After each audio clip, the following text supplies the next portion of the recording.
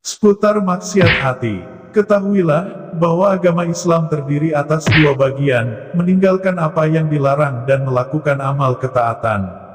Meninggalkan apa yang dilarang jauh lebih sulit karena melakukan amal ketaatan dapat dilakukan setiap orang, sedangkan meninggalkan syahwat hanya bisa diwujudkan oleh mereka yang tergolong sidikun. Oleh karena itu, Rasulullah bersabda, orang yang berhijrah adalah yang meninggalkan keburukan, sedangkan orang yang berjihad adalah yang berjuang melawan hawa nafsunya. Ketahuilah bahwa ketika engkau bermaksiat sesungguhnya engkau melakukan maksiat tersebut dengan anggota badanmu padahal ia merupakan nikmat dan amanat Allah yang diberikan kepadamu.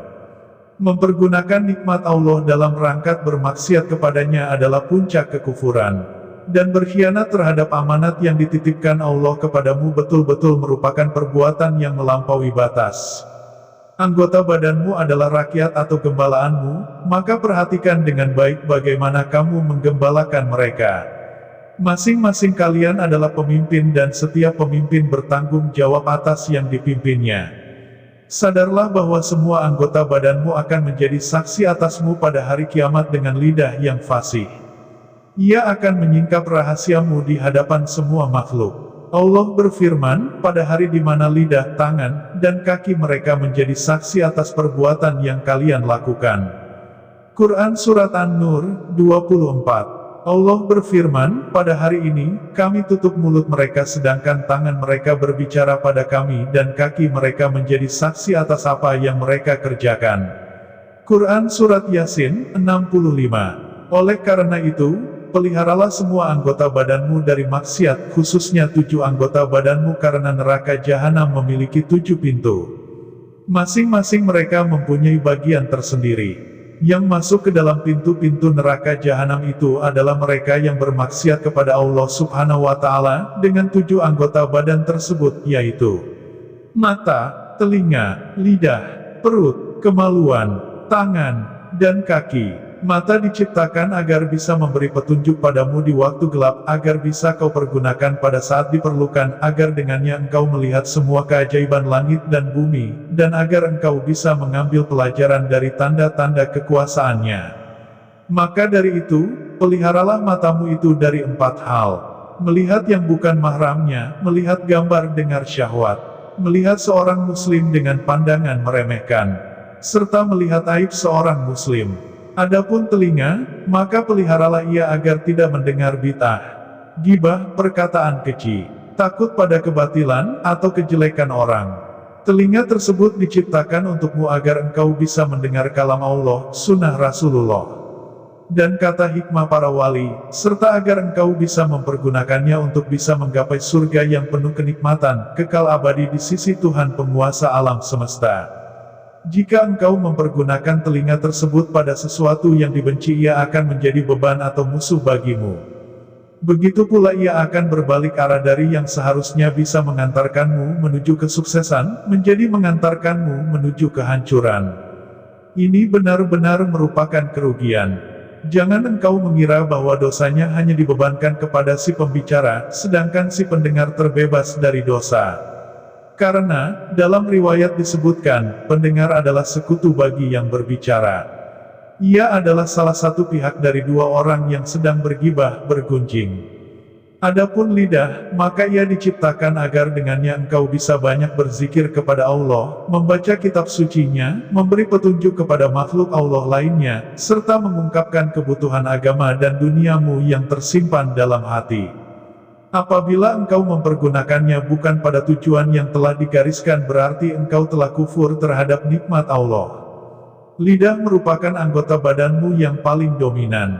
Tidaklah manusia diceburkan ke dalam api neraka melainkan sebagai akibat dari apa yang dilakukan oleh lidah.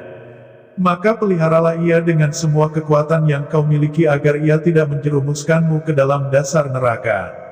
Sebuah riwayat menyebutkan, sesungguhnya seseorang berbicara dengan satu kata yang dengannya ia ingin membuat teman-temannya tertawa, namun karena itu ia jatuh ke dasar neraka selama 70 musim. Dalam riwayat lain disebutkan bahwa ada seorang syahid yang terbunuh di dalam peperangan pada masa Rasulullah. Lalu seseorang berkata, selamat baginya yang telah memperoleh surga. Tapi Rasulullah kemudian bersabda, "Dari mana engkau tahu? Barangkali ia pernah mengatakan sesuatu yang tak berguna dan bakil terhadap sesuatu yang takkan pernah mencukupinya. Maka, peliharalah lidahmu dari 8 perkara. Pertama, berdusta. Jagalah lidahmu agar jangan sampai berdusta baik dalam keadaan yang serius maupun bercanda. Jangan kau biasakan dirimu berdusta dalam canda karena hal itu akan mendorongmu untuk berdusta dalam hal yang bersifat serius. Berdusta termasuk induk dosa-dosa besar. Kemudian, jika engkau dikenal mempunyai sifat seperti itu, pendusta, maka orang tak akan percaya pada perkataanmu dan untuk selanjutnya engkau akan hina dan dipandang sebelah mata. Apabila engkau ingin mengetahui busuknya perkataan dusta yang ada pada dirimu, maka lihatlah perkataan dusta yang dilakukan orang lain serta bagaimana engkau membenci, meremehkan, dan tidak menyukainya. Lakukanlah hal semacam itu pada semua aib dirimu. Sesungguhnya engkau tidak mengetahui aibmu lewat dirimu sendiri tapi lewat orang lain. Apa yang kau benci dari orang lain, pasti juga orang lain membencinya darimu. Oleh karenanya, jangan kau biarkan hal itu ada pada dirimu. Kedua, menyalahi janji. Engkau tak boleh menjanjikan sesuatu tapi kemudian tidak menepatinya. Hendaknya engkau berbuat baik kepada manusia dalam bentuk tingkah laku, bukan dalam bentuk perkataan. Jika engkau terpaksa harus berjanji, jangan sampai kau ingkari janji tersebut kecuali jika engkau betul-betul tak berdaya atau ada halangan darurat. Sebab menyalahi janji merupakan salah satu dari tanda-tanda nifak dan buruknya akhlak. Nabi Shallallahu Alaihi Wasallam bersabda, ada 3 hal, yang jika ada di antara kalian yang jatuh ke dalamnya maka ia termasuk munafik, walaupun ia puasa dan salat. Yaitu, jika berbicara ia berdusta, jika berjanji ia mengingkari, dan jika diberi amanat ia berkhianat. Ketiga, ghibah, menggunjing. Peliharalah lidahmu dari menggunjing orang. Dalam Islam orang yang melakukan perbuatan tersebut lebih hebat daripada 30 orang pezina. Begitulah yang terdapat dalam riwayat. Makna ghibah adalah membicarakan seseorang dengan sesuatu yang ia benci jika ia mendengarnya. Jika hal itu engkau lakukan, maka engkau adalah orang yang telah melakukan ghibah dan aniaya, walaupun engkau berkata benar. Hindarilah untuk menggunjing secara halus. Yaitu, misalnya engkau nyatakan maksudmu secara tidak langsung dengan berkata, semoga Allah memperbaiki orang itu. Sungguh tindakannya sangat buruk padaku. Kita meminta kepada Allah agar Dia memperbaiki kita dan dia. Di sini terkumpul 2 hal yang buruk, yaitu ghibah, karena dari pernyataannya kita bisa memahami hal itu, dan merasa bahwa diri sendiri bersih tidak bersalah. Tapi, jika engkau benar-benar bermaksud mendoakannya, maka berdoalah secara rahasia jika engkau merasa berduka dengan perbuatannya. Dengan demikian, jelaslah bahwa engkau tak ingin membuka rahasia dan aibnya. Kalau engkau menampakkan dukamu karena aibnya, berarti engkau sedang membuka aibnya. Cukuplah firman Allah ini menghalangimu dari ghibah, jangan sebagian kalian menggunjing sebagian yang lain. Apakah salah seorang di antara kalian senang memakan daging saudaranya yang sudah mati? Pasti kalian tidak menyukainya. Quran Surat Al-Hujurat 12. Allah mengibaratkanmu dengan pemakan bangkai manusia. Oleh karena itu, alangkah baiknya jika engkau menghindari perbuatan tersebut. Jika engkau mau merenung, engkau tak akan menggunjing sesama muslim. Lihatlah pada dirimu, apakah dirimu itu mempunyai aib baik yang tampak secara lahiriah maupun yang tersembunyi.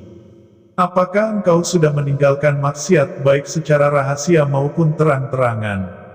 Jika engkau menyadari hal itu, ketahuilah bahwa ketidakberdayaan seseorang untuk menghindari apa yang kau nisbatkan padanya sama seperti ketidakberdayaanmu. Sebagaimana engkau tidak suka jika kejelekanmu disebutkan, ia juga demikian. Apabila engkau mau menutupi aibnya, niscaya Allah akan menutupi aibmu. Tapi apabila engkau membuka aibnya, Allah akan jadikan lidah-lidah yang tajam mencabik-cabik kehormatanmu di dunia, lalu Allah akan membuka aibmu di akhirat di hadapan para makhluknya pada hari kiamat. Apabila engkau melihat lahir dan batinmu lalu engkau tidak menemukan aib dan kekurangan, baik dari aspek agama maupun dunia, maka ketahuilah bahwa ketidaktahuanmu terhadap aibmu itu merupakan kedunguan yang sangat buruk. Tak ada aib yang lebih hebat daripada kedunguan tersebut. Sebab jika Allah menginginkan kebaikan bagimu, niscaya Dia akan memperlihatkan aib-aibmu. Tapi, apabila engkau melihat dirimu dengan pandangan rida, hal itu merupakan puncak kebodohan. Selanjutnya, jika sangkaanmu memang benar, bersyukurlah pada Allah, jangan malah engkau rusak dengan mencela dan menghancurkan kehormatan mereka. Sebab hal itu merupakan aib yang paling besar. Keempat, mendebat orang. Karena, dengan mendebat kita telah menyakiti, menganggap bodoh, dan mencela orang yang kita debat. Selain itu, kita menjadi berbangga diri serta merasa lebih pandai dan berilmu. Ia juga menghancurkan kehidupan. Manakala engkau mendebat orang bodoh, ia akan menyakitimu. Sedangkan manakala engkau mendebat orang pandai, ia akan membenci dan dengki padamu. Rasulullah bersabda, siapa yang meninggalkan perdebatan sedang ia dalam keadaan salah, maka Allah akan membangun untuknya sebuah rumah di tepi surga. Dan siapa yang meninggalkan perdebatan padahal dia dalam posisi yang benar, Allah akan membangun untuknya sebuah rumah di surga yang paling tinggi. Jangan sampai engkau tertipu oleh setan yang berkata padamu, tampakkan yang benar, jangan bersikap lemah. Sebab setan selalu akan menjerumuskan orang dungu kepada keburukan dalam bentuk kebaikan. Jangan sampai engkau menjadi bahan tertawaan setan sehingga dia mengejekmu. Menampakkan kebenaran kepada mereka yang mau menerimanya adalah suatu kebaikan. Tetapi hal itu harus dilakukan dengan cara memberikan nasihat secara rahasia, bukan dengan cara mendebat. Sebuah nasihat memiliki karakter dan bentuk tersendiri. Harus dilakukan dengan cara yang baik. Jika tidak, ia hanya akan mencemarkan aib orang. Sehingga keburukannya lebih banyak daripada kebaikan yang ditimbulkannya. Orang yang sering bergaul dengan para faqih zaman ini memiliki karakter suka berdebat sehingga ia sulit diam. Sebab para ulama tersebut mengatakan padanya bahwa berdebat merupakan sesuatu yang mulia dan mampu berdiskusi merupakan satu kebanggaan. Oleh karena itu, hindarilah mereka sebagaimana engkau menghindar dari singa. Ketahuilah, perdebatan merupakan sebab datangnya murka Allah dan murka makhluknya. Kelima, mengklaim diri bersih dari dosa. Allah berfirman, jangan kalian merasa suci. Dia yang lebih mengetahui siapa yang bertakwa. Quran Surat An-Najm 32. Sebagian ahli hikmat ditanya, apa itu jujur yang buruk? Mereka menjawab, seseorang yang memuji dirinya sendiri. Janganlah engkau terbiasa demikian. Ketahuilah bahwa hal itu akan mengurangi kehormatanmu di mata manusia dan mengakibatkan datangnya murka Allah. Jika engkau ingin membuktikan bahwa membanggakan diri tak membuat manusia bertambah hormat padamu, lihatlah pada para kerabatmu manakala mereka membanggakan kemuliaan, kedudukan, dan harta mereka sendiri, bagaimana hatimu membenci mereka dan muak atas tabiat mereka. Lalu engkau mencela mereka di belakang mereka. Jadi sadarlah bahwa mereka juga bersikap demikian ketika engkau mulai membanggakan diri. Di dalam hatinya, mereka mencelamu dan hal itu akan mereka ungkapkan ketika mereka tidak berada di hadapanmu. Keenam, mencela. Jangan sampai engkau mencela ciptaan Allah, baik itu hewan, makanan, ataupun manusia. Janganlah engkau dengan mudah memastikan seseorang yang menghadap kiblat sebagai kafir atau munafik. Karena, yang mengetahui semua rahasia hanyalah Allah, oleh karena itu, jangan mencampuri urusan antara hamba dan Allah. Ketahuilah bahwa pada hari kiamat engkau tak akan ditanya, mengapa engkau tidak mencela si fulan? Mengapa engkau mendiamkannya? Bahkan, walaupun engkau tidak mencela iblis sepanjang hidupmu dan engkau melupakannya, engkau tetap tak akan ditanya tentang hal itu serta tak akan dituntut karenanya pada hari kiamat. Tapi, jika engkau mencela salah satu makhluk Allah, baru engkau akan dituntut. Jangan engkau mencerca sesuatu pun dari makhluk Allah. Rasulullah sendiri sama sekali tidak pernah mencela makanan yang tidak enak. Jika beliau berselera dengan sesuatu, beliau memakannya. Jika tidak, beliau tinggalkan. Ketujuh, mendoakan keburukan bagi orang lain. Peliharalah lidahmu untuk tidak mendoakan keburukan bagi suatu makhluk Allah. Jika ia telah berbuat aniaya padamu, maka serahkan urusannya pada Allah. Dalam sebuah hadis disebutkan, seorang yang dianiaya mendoakan keburukan bagi yang menganiaya dirinya sehingga menjadi imbang, kemudian yang menganiaya masih memiliki satu kelebihan yang bisa ia tuntut kepadanya pada hari kiamat. Sebagian orang terus mendoakan keburukan bagi Hajjaj sehingga sebagian salaf berkata Allah menghukum orang-orang yang telah mencela Hajjaj untuknya, sebagaimana Allah menghukum Hajjaj untuk orang yang telah ia aniaya. Kedelapan, bercanda, mengejek, dan menghina orang. Peliharalah lidahmu baik dalam kondisi serius maupun canda karena ia bisa menjatuhkan kehormatan, menurunkan wibawa, membuat risau, dan menyakiti hati. Ia juga merupakan pangkal timbulnya murka dan marah serta dapat menanamkan benih-benih kedengkian di dalam hati. Oleh karena itu, jangan engkau bercanda dengan seseorang dan jika ada yang bercanda denganmu, jangan kau balas. Berpalinglah sampai mereka membicarakan hal lain. Semua itu merupakan cacat yang terdapat pada lidah. Yang perlu kau lakukan adalah mengasingkan diri atau senantiasa diam kecuali dalam keadaan darurat. Diceritakan bahwa Abu Bakar As-Siddiq R.A. meletakkan sebuah batu di mulutnya agar tidak berbicara kecuali saat perlu saja. Beliau menunjuk lidahnya lalu berkata, inilah yang menjadi segala sumber bagiku, kekanglah ia sekuat tenagamu, karena ia merupakan faktor utama yang membuatmu celaka di dunia dan akhirat. Adapun perut, maka jangan kau isi ia dengan barang haram atau syubhat. Berusahalah untuk mencari yang halal. Jika engkau telah mendapatkan yang halal, berusahalah mengkonsumsinya tidak sampai kenyang. Sebab perut yang kenyang bisa membekukan hati, merusak akal, menghilangkan hafalan, memberatkan anggota badan untuk beribadah dan menuntut ilmu, memperkuat syahwat, serta membantu tentara setan. Jika kenyang dari makanan halal merupakan awal segala keburukan, bagaimana jika dari yang haram? Mencari sesuatu yang halal merupakan kewajiban bagi setiap muslim. Beribadah dan menuntut ilmu yang disertai mengkonsumsi makanan haram seperti membangun di atas kotoran hewan. Apabila engkau merasa cukup selama setahun memakai baju yang kasar, lalu selama sehari semalam memakan 2 potong roti garing, lalu engkau tidak menikmati apa yang lezat bagi manusia, maka engkau tak butuh pada yang lain. Barang yang halal sangat banyak. Engkau tidak perlu meyakinkan dirimu dengan menyelidiki hal-hal yang tersembunyi. Tapi engkau harus menjaga diri dari yang sudah jelas kau ketahui bahwa itu adalah haram. Atau setelah dilihat dari ciri-ciri yang terkait dengan harta tersebut, engkau bisa menduga bahwa itu adalah haram. Apa yang sudah diketahui tampak jelas secara lahir, sementara yang bersifat dugaan tampak dengan adanya ciri-ciri. Misalnya harta penguasa dan para pekerjanya, harta orang yang tak bekerja kecuali dengan cara menjual khamar, riba, judi, dan sebagainya. Jika engkau tahu bahwa sebagian besar hartanya adalah haram, maka apa yang kau terima darinya, walaupun mungkin halal, ia termasuk haram karena adanya dugaan yang kuat tadi.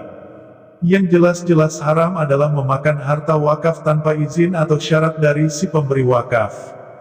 Siapa yang melakukan maksiat, kesaksiannya tertolak dan wakaf atau apapun yang ia terima atas nama kesufian adalah haram. Kami telah menyebutkan hal-hal yang terkait dengan masalah syubhat, halal, dan haram dalam satu kajian tersendiri pada kitab Ihya Ulumuddin.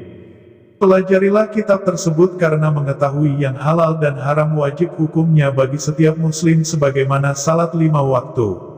Adapun kemaluan, peliharalah ia dari semua yang diharamkan Allah.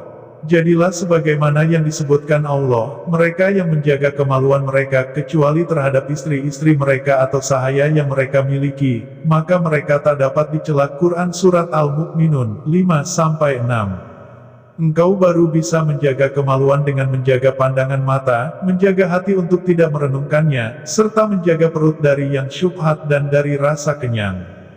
Karena, semua itu merupakan penggerak dan tempat tumbuhnya syahwat. Kedua tangan, harus engkau pelihara agar ia tidak kau jadikan alat untuk memukul seorang muslim, untuk mendapat harta haram, untuk menyakiti sesama makhluk, untuk berkhianat terhadap amanat dan titipan, serta untuk menuliskan sesuatu yang tak boleh diucapkan karena pena merupakan lidah pula. Oleh karena itu, peliharalah pena tersebut sebagaimana engkau menjaga lidah. Janganlah engkau pergunakan kedua kaki untuk menuju pintu seorang penguasa lalim. Sebab berjalan menuju para penguasa lalim tanpa ada keperluan merupakan maksiat yang besar karena berarti ia bersikap tawadu dan memuliakan mereka yang telah berbuat lalim. Allah telah memerintahkan kita untuk berpaling dari mereka dalam firman-Nya yang berbunyi, "Janganlah kalian condong kepada mereka yang telah berbuat lalim, niscaya kalian tersentuh api neraka dan kalian tidak mempunyai penolong selain Allah." Lalu kalian tidak ditolong. Quran Surat Hud, 113. Jika engkau pergi menemui mereka untuk mendapat harta, berarti engkau berusaha meraih sesuatu yang haram. Rasulullah bersabda, siapa yang bersikap merendah kepada orang kaya, sepertiga agamanya telah hilang. Ini terhadap orang kaya yang saleh, lalu bagaimana merendah terhadap orang kaya yang lalim? Ringkasnya, ketika engkau bergerak dan diam dengan anggota badanmu, itu semua merupakan nikmat Allah. Maka dari itu, janganlah engkau menggerakkan anggota badanmu dalam rangka maksiat kepada Allah. Tetapi pergunakanlah untuk taat kepadanya. Ketahuilah, jika engkau tak patuh maka bencananya akan kembali padamu, sementara jika kamu mau menanam, maka buahnya akan menjadi milikmu. Adapun Allah, Dia tak butuh padamu dan tak butuh pada amal perbuatanmu. Setiap jiwa tergantung pada amal perbuatannya. Jangan sampai engkau berkata, Allah Maha Pemurah dan Maha Penyayang. Dia Maha mengampuni dosa mereka yang bermaksiat. Ini merupakan ungkapan yang benar tapi ditujukan pada sesuatu yang batil. Orang yang mengucapkannya termasuk dungu seperti kata Rasulullah, orang yang cerdik adalah yang bisa menundukkan hawa nafsunya dan beramal untuk hari sesudah mati. Sedangkan orang yang dungu adalah yang mengikuti hawa nafsunya dan berangan-angan kepada Allah. Ketahuilah bahwa ucapanmu itu seperti ucapan seseorang yang ingin menjadi faqih dalam ilmu agama tanpa mau belajar, tapi justru sibuk dengan sesuatu yang batil lalu berkata Allah Maha Pemurah dan Maha Penyayang. Dia Maha berkuasa untuk mencurahkan ke dalam hatiku berbagai ilmu yang Dia tanamkan di hati para nabi dan walinya tanpa usaha dan belajar. Itu seperti ucapan orang yang menginginkan harta tapi tak mau menanam, berdagang, atau berusaha kemudian berujar. Allah Maha Pemurah. Dia memiliki kekayaan langit dan bumi. Dia Maha berkuasa untuk memberikan kepadaku sebagian dari khazanah kekayaannya sehingga aku tak perlu bekerja. Hal itu telah Dia lakukan kepada para hambanya. Jika engkau mendengar ucapan kedua orang di atas, engkau pasti menganggap kedua orang itu bodoh dan engkau pasti mengejeknya walaupun sifat pemurah dan kuasa Allah yang ia sebutkan benar. Demikian pula orang-orang yang alim dalam bidang-bidang agama akan menertawakanmu jika engkau menuntut ampunan tanpa ada usaha. Allah berfirman, bagi manusia apa yang ia usahakan. Quran Surat An-Najm 39. Kalian dibalas sesuai dengan amal perbuatan kalian. Quran Surat At-Tar 16. Orang-orang abrar, berbuat baik, berada dalam kenikmatan sedangkan mereka yang selalu berbuat dosa berada di neraka jahim. Quran Surat Al-Infitar 13-14. Apabila engkau tetap menuntut ilmu dan mencari harta dengan bersandar pada kemurahannya serta terus membekali diri untuk akhirat, maka Tuhan pemelihara dunia dan akhirat adalah satu. Dia Maha Pemurah dan Penyayang baik di dunia maupun di akhirat. Ketaatanmu tidak membuatnya bertambah pemurah. Hanya saja, kemurahannya adalah Dia memudahkan jalan menuju negeri kenikmatan yang abadi dan kekal dengan senantiasa sabar dalam meninggalkan syahwat selama beberapa saat. Ini merupakan puncak kemurahan. Jangan engkau rusak dirimu dengan ajaran jahat para pengangguran. Ikutilah para nabi dan orang-orang saleh. Jangan engkau terlalu berharap bisa memanen sesuatu yang tak kau tanam. Sedangkan orang yang berpuasa, salat, berjihad, serta bertakwa, semoga ia diampuni. Ini adalah beberapa hal yang patut dipelihara oleh anggota badanmu.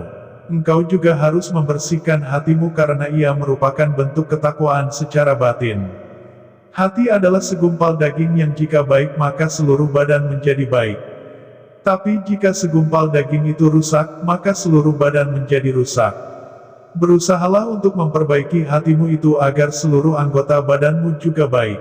Hati menjadi baik dengan selalu merasakan kehadiran Allah. Wassalam.